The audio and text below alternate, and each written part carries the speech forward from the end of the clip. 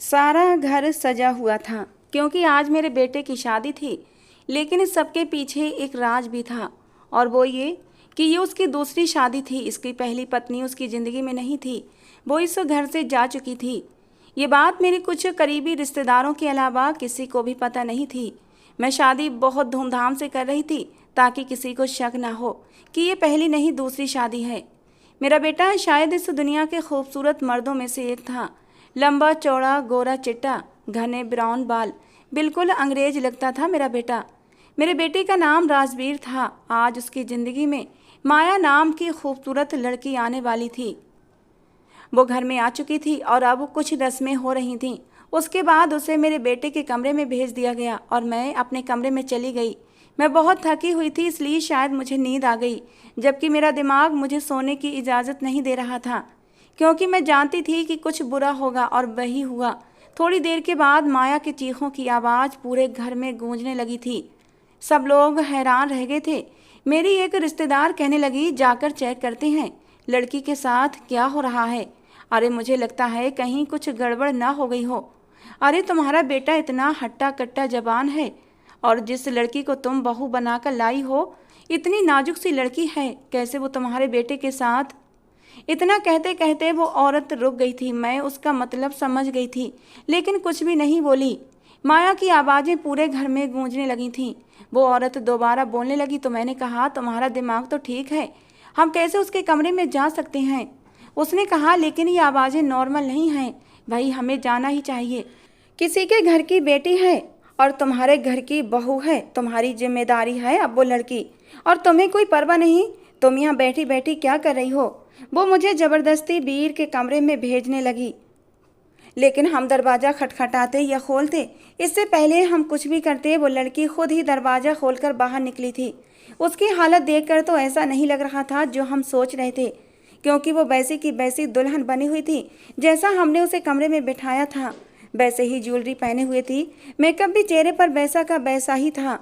लेकिन वो चिल्ला रही थी। उसने बाहर आकर मुझसे कहा कि अगर आपकी अपनी बेटी होती तो क्या आप तब भी अपनी बेटी को उसके पास भेज देते। इतना कहकर वो वहाँ से जाने लगी। मैं उसको रोकती रह गई कि माया बेटा, मेरी बात तो सुनो, आखिर बात क्या है, मुझे बात तो बताओ। मैंने उसका हाथ पकड़ लिया था, लेकिन उसने मेरा हाथ झटक दिया।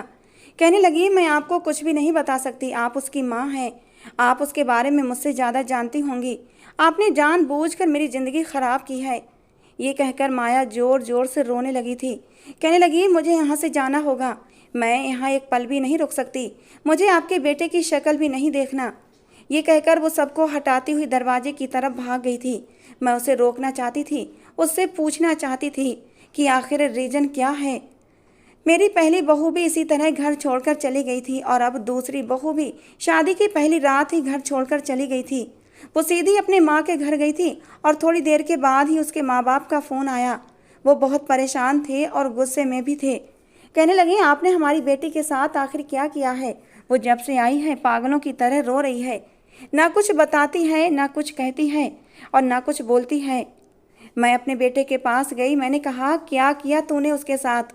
वीर कहने लगा, मैंने कुछ नहीं किया, जबकि मैं जानती थी ये सब उसका ही किया धरा था, क्योंकि ये पहली बार नहीं हुआ था। पहले भी मैंने अपने बेटे की शादी एक बहुत ही खूबसूरत लड़की से करवाई थी, और वो भी शादी की पहली रात इसी तरह चीखें मारती हुई घर से बाहर भाग गई थी। तब भी मैंने अपने रिश्तेदारों को बुलाया था, लेकिन उन दिनों इस तरह के हालात थे कि ज़्यादा लोगों को नहीं बुला सकी थी, क्योंकि उस समय कोरोना काल था और ज़्यादा लोग शादी में नहीं आ सके थे। इसलिए मेरे बेटे की पहली शादी के बारे में ज़्यादा लोगों को पता भी नहीं था, लेकिन दूसरी शादी के बारे में मेरे सारे रिश्तेदार ही जमा थे। मैं बड़ी मुश्किल से अपने रिश्तेदारों को समझा रही थी कि ये बात अब और आगे ना फैले, लेकिन आज तो जैसे सारे परिवार को मैंने बुलाया हुआ था, उनके सामने सब कुछ हो चुका था, और लोगों की ज़बान को कौन पकड़ सकता है। मैं जब कमरे में गई तो कमरा बिल्कुल वैसा ही पड़ा था जैसा मैंने सजाया था। ऐसा कुछ भी नहीं लगता था कि उनकी लड़ाई हुई हो या झगड़ा हुआ हो या उन्होंने कोई आपस में टाइम बिताया हो। मैं बार बार वीर से पूछ रही थी। मैंने कहा, बेटा बता दे, क्या बात है, आखिर माया इस तरह चीखती हुई क्यों भागी थी, तुमने उसे क्या कहा था। लेकिन वो कहने लगा, माँ मैंने कुछ नहीं कहा, मुझे क्या पता वो क्यों चीख रही थी, मैं तो बस कमरे में दाखिल हुआ था और वो मुझे देखते ही चीखने लगी। मैंने उसे समझाने की कोशिश भी की थी, लेकिन उसका चीखना बंद नहीं हुआ था और वो गेट खोलकर बाहर भाग गई। बस इसके अलावा मैं कुछ नहीं जानता। वो कितनी आसानी से ये सब कुछ कह रहा था। उसकी आंखों में देखने से लगता था कि वो बिल्कुल सच बोल रहा है, वरना जो इंसान झूठा होता है उसका पता चल जाता है। मेरी सबसे करीबी रिश्तेदार मेरी बहन ही थी, जो मेरे बच्चों की मौसी थी। मेरी एक बेटी भी थी जिसकी शादी हुई थी और वो विदेश चली गई थी और वहाँ से बहुत कम आया जाया करती थी। अपनी भाई की शादी में भी नहीं आई थी। पहली शादी में आई थी लेकिन दूसरी में नहीं आई थी। उसने कहा था, देखना माँ, फिर से वही होगा और मेरा पति बार बार मुझे इतना खर्चा नहीं करने देगा। शायद उसकी काली जबान थी, वाकई फिर से वही हुआ था। थोड़े दिन गुजरे थे कि उस लड़की ने तलाक का केस कर दिया था। उसने कहा मुझे तलाक चाहिए, पर वो कोर्ट में बस इतना ही कह रही थी, मुझे इस आदमी के साथ नहीं रहना, बस आप लोग मेरी इससे जान छुड़ा दें, मेहरबानी होगी। मैं रहना ही नहीं चाहती इसके साथ, बस बात ख़त्म। वो पूरी बात नहीं बता रही थी कि आखिर क्यों नहीं रहना। जब मेरे बेटे से पूछा गया तो उसने भी कहा कि अगर ये रहना नहीं चाहती तो मैं क्या कर सकता हूँ। मैं इसको तलाक देने को तैयार हूँ, मैं सिग्नेचर करने को तैयार हूँ। मेरा एक ही बेटा था, वो भी बड़ी मुश्किल से मन्नतों मुरादों से दुनिया में आया था। मेरी शादी के 10 साल तक मेरी कोई भी औलाद नहीं हुई थी और मुझे सारे परिवार वालों ने बातें सुनाई थी। मुझे कहा, ये कभी माँ नहीं बन सकती, ये बांझ है, ये तो ऐसा पेड़ है जिस पर कभी फल नहीं लग सकता।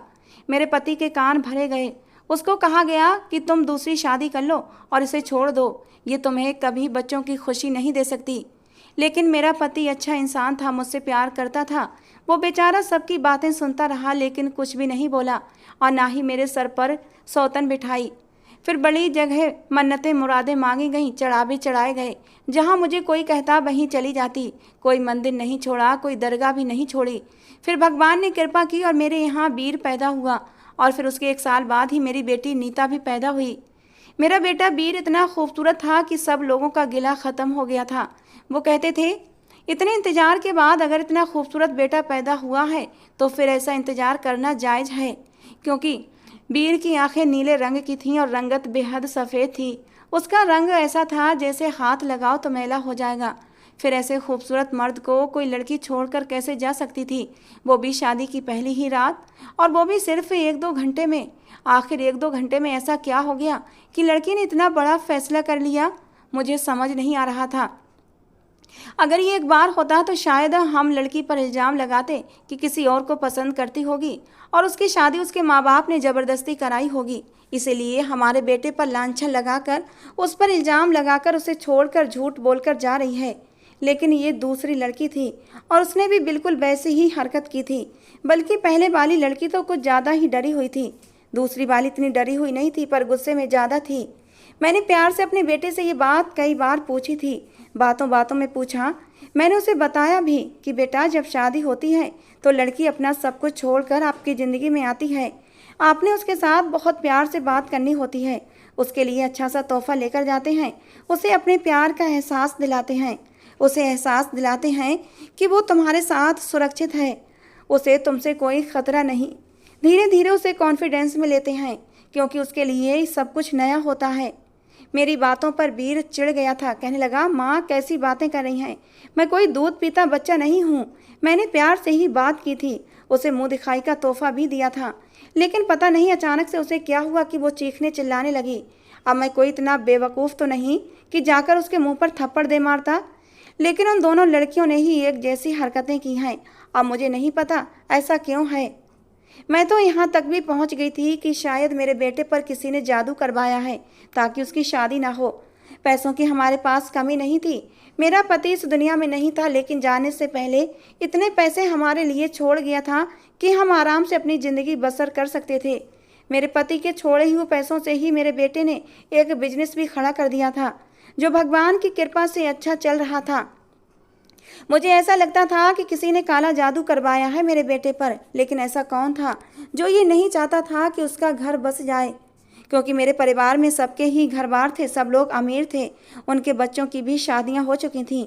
फिर उनको उस बात से क्या फ़र्क पड़ता कि वीर की शादी हो या ना हो, क्योंकि हम सबके पास ही भगवान का दिया सब कुछ था। बंटवारा हो चुका था, सबका अपना अपना घर था, अपने अपने पैसे थे। फिर क्या बात थी जो ये सब कुछ हो रहा था। फिर मैं भी अपने बेटे की शादी करवाना चाहती थी। मैं चाहती थी वो अपनी खुशहाल शादीशुदा ज़िंदगी गुजारे। खैर, मैंने तीसरी लड़की भी पसंद कर ली। उसकी दूसरी शादी के 9 महीने बाद मैंने ये रिश्ता पसंद किया था। ये लड़की बहुत ही ज़्यादा समझदार थी, बल्कि ये लड़की तो डॉक्टर थी। मैंने कहा कि बहुत समझदार है, उसे सूरत हाल से लड़ना आता होगा। अगर कोई ऐसी वैसी बात हुई तो ये संभाल लेगी। जब मैं उसे अपने बेटे की तस्वीर दिखाई तो उसके चेहरे के रंगों को देखकर मैं भाप गई थी कि उसे मेरा बेटा पसंद आया था। उस लड़की का नाम अनीता था। कहने लगी, मुझे आपका बेटा पसंद है और मुझे शादी पर कोई ऐतराज़ नहीं। खैर, शादी की तैयारियां होने लगीं, पर अब क्योंकि पूरे ख़ानदान में मेरी बहुत ज़्यादा बेइज्जती हो चुकी थी, इसलिए मैंने कहा हम लोग ज़्यादा धूमधाम से शादी नहीं करेंगे। लड़के वालों ने कहा हमें भी नहीं करनी, बस घर के ही लोग होंगे। लड़का लड़की खुश रहें, इससे ज़्यादा क्या चाहिए। पर लड़की ने कहा मेरी एक इच्छा है कि शादी तो चलो सादगी से हो जाएगी, पर मुझे हनीमून के लिए बहुत अच्छी जगह जाना है। मुझे उसकी इस शर्त से कोई भी दिक्कत नहीं थी, क्योंकि पैसा तो भगवान ने दिल खोल कर दिया था। मैंने कहा तुम चिंता मत करो, तुम जहाँ कहोगी, जितने दिन के लिए कहोगी, उतने दिन का मैं तुम्हारा और अपने बेटे का पैकेज बुक करवा दूंगी और वो सब कुछ मेरी तरफ से होगा। अनीता बहुत ज़्यादा खुश थी। मैं इस बार कोई भी गलती करने के मूड में नहीं थी। जब शादी हो गई और वो मेरे बेटे के कमरे में जाने लगी तो मैंने उसे रोक लिया। मैंने उसे अपने कमरे में बुलाया और उससे बात की। मैंने कहा बेटा रुको, देखो अब तुम इस घर की बहू हो और इस घर के सारे राज अब तुम्हारे राज हैं। मैं तुम्हें एक बात बताना चाहती हूँ। मैंने उसे ये तो नहीं बताया कि पहले 2 लड़कियाँ भाग चुकी हैं, लेकिन मैंने उसे एक लड़की के बारे में बता दिया कि 9 महीने पहले ऐसा हुआ था। ये सुनकर पहले तो वो हैरान हुई, फिर कहा कि मम्मी जी मुझे लगता है वो लड़की पागल थी, क्योंकि इतने खूबसूरत पति को छोड़कर कोई भाग सकता है, और इसका मतलब तो यही है कि शायद उसका किसी और के साथ चक्कर होगा। मैंने कहा हाँ बेटा, मुझे भी ऐसा ही लगता है, लेकिन तब से मैं बहुत डर गई हूँ। देखो तुम हिम्मत से काम लेना। कुछ मर्दों को शौक़ होता है पहली रात अपनी पत्नी पर रौब जमाने का। उनके यार दोस्त भी उन्हें भड़का देते हैं, लेकिन धीरे धीरे सारे मर्द ठीक हो जाते हैं। इसलिए तुम भी ज़्यादा टेंशन मत लेना। अगर वो कोई उल्टी सीधी बात करे और तुम्हें बुरी लगे तो तुम अगले दिन मुझे बताना। मैं उसकी नहीं तुम्हारी माँ हूँ, मैं उसकी क्लास लगाऊंगी। लेकिन बेटा छोटी मोटी बात को नज़रअंदाज कर देना। वो कहने लगी मम्मी जी आप चिंता मत करें, मैं पढ़ी लिखी समझदार हूँ, 26 साल की हूँ, मुझे आपके बेटे से कोई प्रॉब्लम नहीं होगी। बल्कि मैं तो खुश हूँ कि भगवान ने मुझे इतना अच्छा पति दिया है। अगर वीर मुझे 2-4 बातें सुना भी देता तो मैं सुन लूँगी, क्योंकि मेरा किसी और के साथ चक्कर नहीं है। मैं वीर को ही दिल से अपना पति मान चुकी हूँ और इस रिश्ते को पूरे दिल से निभाऊंगी। मैंने कहा अरे नहीं नहीं बेटा, मेरी बात का बुरा मत मानना, बस मैं बड़ी परेशान हूँ। पिछली बार भी मैंने बहुत ही अरमानों से अपने बेटे की शादी की थी, लेकिन मेरे सारे अरमानों पर पानी फिर गया था, बस इसीलिए परेशान हूँ। उसने मुझे बहुत तसल्ली दी। कहने लगी आप चिंता मत करें, आप आराम से सो जाएं, मैं सब कुछ संभाल लूँगी। वो जाते जाते इतना भी कह गई थी कि मुझे 15 दिन के लिए हनीमून पर जाना है। मैंने कहा कि अरे तुम जहाँ कहोगी वहाँ भेज दूँगी, तुम्हें बस किसी तरह शादी के 3-4 दिन सुकून से गुजारने हैं। वो जिस तरह से बात करके गई थी, मुझे पूरा विश्वास था कि सब कुछ ठीक हो जाएगा। हो सकता है उन लड़कियों का पहले से ही कोई चक्कर हो, इसीलिए वो मेरे बेटे पर इल्ज़ाम लगाकर भाग गई हों। क्या इस दुनिया में ऐसे इत्तेफाक नहीं हो सकते? ज़रूर हो सकते हैं। खैर अनीता कमरे में चली गई। उसने मुझे कहा था कि आप सुकून से सो जाएं, पर मुझे नींद कहाँ आ रही थी। फिर भी मैं लेट गई क्योंकि बहुत थक गई थी। 2 नहीं 3 नहीं 4 घंटे गुजर गए थे, तो मुझे भी तसल्ली हो गई, चलो मामला सेट हो गया है। लेकिन जैसे ही सुबह की रोशनी फैली, वो लड़की पागलों की तरह भागती हुई कमरे से नहीं निकली थी, बल्कि घर से ही गायब थी। पूरे घर में अनीता का कहीं पता नहीं था। सब दुल्हन को तलाश कर रहे थे कि दुल्हन कहाँ गई। मैंने वीर से पूछा तो उसने कहा हम बहुत थक गए थे तो हम सो गए थे और मुझे नहीं पता वो कहाँ गई। मैं तो सुबह उठा तो वो कमरे में नहीं थी।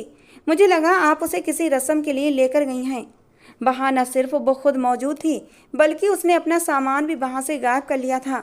हमने उसके घर वालों को फ़ोन किया तो वो फ़ोन भी नहीं उठा रहे थे। शाम को जाकर उन्होंने फ़ोन उठाया, कहा कि अब कोर्ट में ही मुलाकात होगी, तलाक चाहिए हमें, हमारी बेटी आपके लड़के के साथ ज़िंदगी बर्बाद करना नहीं चाहती। इसका मतलब फिर से वही हुआ था, लेकिन किसी और तरह से हुआ था। ये लड़की चीखती चिल्लाती हुई वहाँ से नहीं निकली थी, बल्कि सीधी चुपचाप यहाँ से भाग गई थी। मैंने गुस्से में आकर अपने बेटे का गिरेबान पकड़ लिया। मैंने कहा अब तू ही बता, कि तू आखिर उन लड़कियों के साथ करता क्या है। उसने कहा, मम्मी मुझे आपकी कसम, मैं कुछ नहीं करता, मेरी झूठी कसम मत खाओ। कहने लगा, मम्मी आप कैसी बातें करती हैं, आज तक मैंने कभी आपकी झूठी कसम खाई है। मेरी आंखों में आंसू भर आए थे। मैं करती तो क्या करती, वीर पर विश्वास था, उसने आज तक कभी मेरी झूठी कसम नहीं खाई थी, फिर आज कैसे खा सकता था। मैंने अपना सर पकड़ लिया। मुझे मेरी बहन ने सलाह दी कि अब तू इसकी शादी का ख्याल अपने दिल से निकाल दे और पहले पता कर कि कहीं उस पर किसी ने काला जादू तो नहीं करवाया, क्योंकि मुझे ऐसा लगता है किसी ने इस पर बहुत बुरा जादू करवाया है, उसको खुद नहीं पता कि क्या हो रहा है। मैंने कहा कि शायद तू ठीक कहती है, और वो मुझे अपने एक जानने वाले आदमी के पास ले गई। मैं अपने बेटे का रुमाल भी साथ ले गई थी। उसने रुमाल हाथों में पकड़ा और कोई मंत्र पढ़ने लगा। उसके बाद उसने कहा कि इस लड़के पर कोई काला जादू नहीं हुआ, इसका मतलब कि ये आदमी झूठा नहीं था, वरना वो अपने पैसे बनाने के लिए कह सकता था कि हाँ बहुत भयानक काला जादू हुआ है और इसका तोड़ करना पड़ेगा। बल्कि उसने कहा कि इस लड़के के साथ कोई मामला नहीं है, अगर ऐसा होता तो मुझे पता चल जाता। मैंने कहा, फिर ये सब कुछ क्या हो रहा है। तो उसने कहा कि ये तो आपको वही बता सकता है, या फिर उन लड़कियों से पूछें। मैंने कहा कि वो लड़कियां तो कुछ नहीं बोलती। और फिर वो बाबा कहने लगा, तो बस आपके पास अब एक ही रास्ता है कि आप अपने बेटे से ही पूछें, वही सच्चाई बता सकता है। मैं मायूस होकर वहाँ से लौट आई थी। समझ नहीं आ रहा था करूँ तो क्या करूँ। मैं एक बार फिर से वीर से पूछने की कोशिश करने लगी, लेकिन वो ऐसे नॉर्मल रिएक्ट कर रहा था जैसे कुछ भी ना हुआ हो, बल्कि मेरे बार बार पूछने पर वो चिढ़ जाता था। कहने लगा, मम्मी आप क्यों बार बार मुझे तंग करती हैं, मैं एक बार आपको बता चुका हूँ कि मैंने कुछ भी नहीं किया, वो लड़कियाँ खुद ही भाग जाती हैं, तो मैं क्या करूँ। मैं अपना सर पकड़कर बैठ गई थी और वीर चुपचाप अपने कमरे में चला गया था। समझ नहीं आ रहा था करूँ तो क्या करूँ। मेरे दिमाग में बस एक ही तरीका रह गया था। वो तरीका शायद गलत था, सही नहीं था, पर मैं क्या कर सकती थी, माँ थी। मैं अपने बेटे को यूँ तन्हा नहीं छोड़ सकती थी, कुछ ना कुछ राज जरूर था। मैंने सोच लिया था मुझे जानना है उस कमरे में क्या होता है, और उसके लिए मेरे पास बस एक ही तरीका था कि मैं किसी तरह खुद उसके कमरे में चली जाऊं। मैंने इंतज़ार किया, 1 साल तक मैंने कुछ न किया, न शादी की बात की, न अपने बेटे के सामने ये कहा कि तुम्हारे लिए कोई लड़की ढूंढ रही हूँ। और 1 साल के बाद मैंने कहना शुरू कर दिया कि एक लड़की की तलाश कर ली है, उसके साथ तुम्हारी शादी करवाना चाहती हूँ। शादी कोर्ट में होगी, सब कुछ बहुत ही ज़्यादा छुप छुपा कर करना होगा, किसी को पता ना चले। मगर इस बार भी लड़की भाग गई तो फिर सारी ज़िंदगी मैं तेरी शादी नहीं करवाऊंगी। मैं लड़कियां ढूंढ ढूंढ कर लाती रहूं और वो भागती रहें, ये कोई मजाक थोड़ी है। एक बात मैं अब नोट कर रही थी कि मेरा बेटा कभी भी शादी के मामले में खुश नहीं होता था। पहली बार वो थोड़ा खुश हुआ था, लेकिन उसके बाद से वो कभी भी खुश नहीं होता था।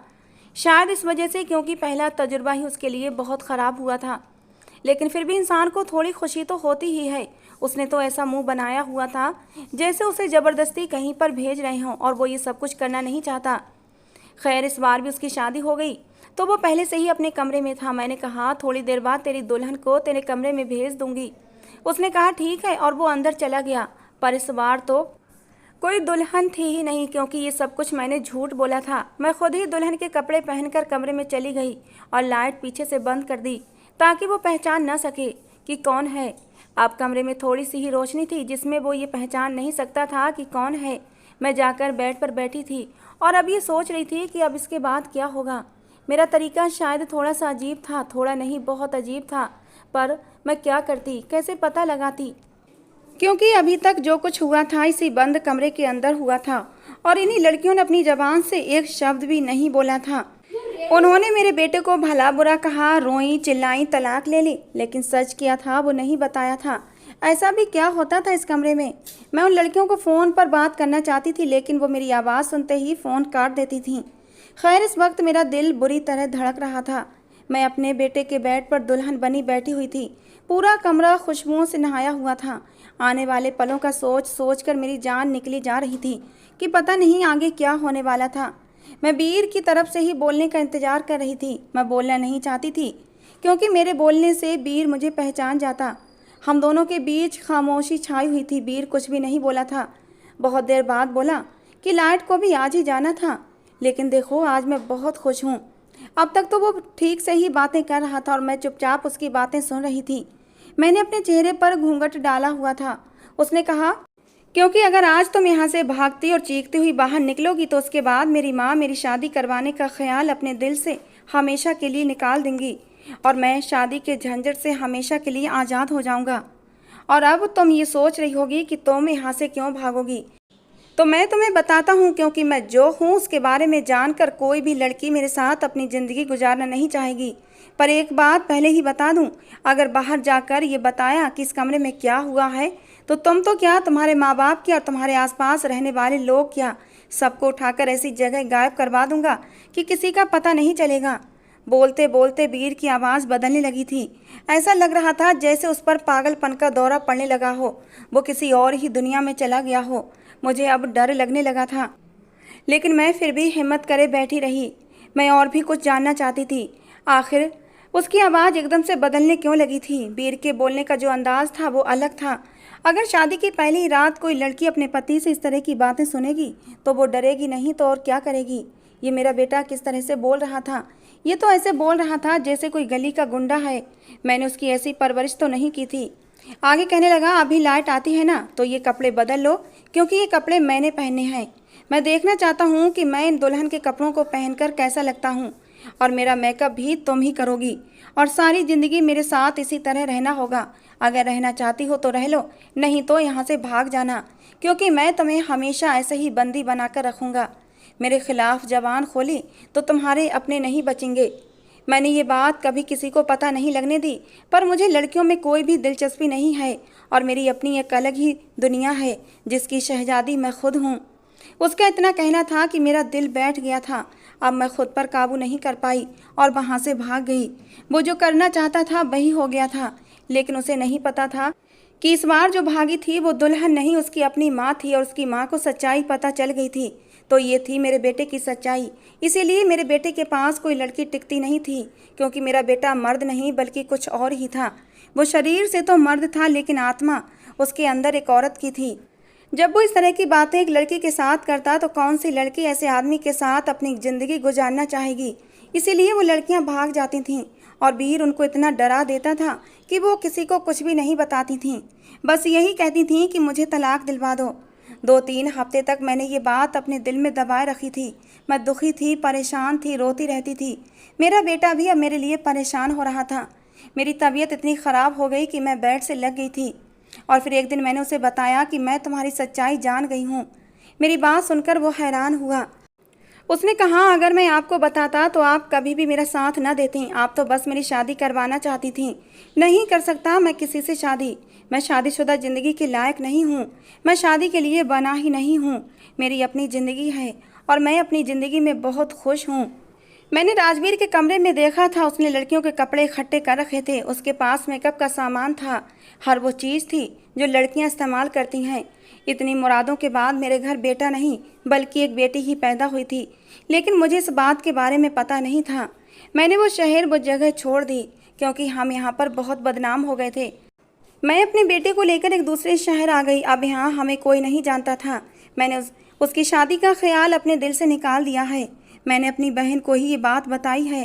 वो कहती है कि राजवीर का इलाज करवाओ, लेकिन वो इलाज के नाम से ही पागल हो जाता है, उसे दौरा पड़ जाता है। अब अपने बेटे पर मैंने ध्यान देना शुरू किया तो मुझे अपनी गलती का एहसास हुआ। मुझे ये सारी बातें पहले नज़र क्यों नहीं आती थीं। मेरे बेटे के कमरे में घुंघरुओं के बजने की आवाज़ें आती थीं।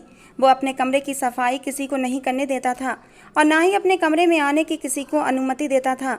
ये सारी बातें मुझे पहले शक में डाल देती तो 3 लड़कियों की ज़िंदगी मैं बर्बाद होने से बचा लेती। तो दोस्तों, ये थी आज की हमारी कहानी। आपको कैसी लगी ज़रूर बताना। पसंद आई हो तो प्लीज़ लाइक करना। अपने नाम की कहानी लिखवाने के लिए दोस्तों आप अपने नाम कपल में मुझे कमेंट बॉक्स में दे सकते हैं। कहानी के अकॉर्डिंग जो नाम मुझे सूटेबल लगेगा वो नाम मैं कहानी में रखूँगी। तो प्लीज़ आप जल्दबाजी न मचाएँ और प्लीज़ नाराज़ भी मत हुआ करें, निराश भी मत हो। बस अपना नाम कमेंट बॉक्स में छोड़ दें। जैसे ही मुझे लगेगा कि ये नाम कहानी के लिए सूटेबल है, मैं उस नाम को उठा लूँगी।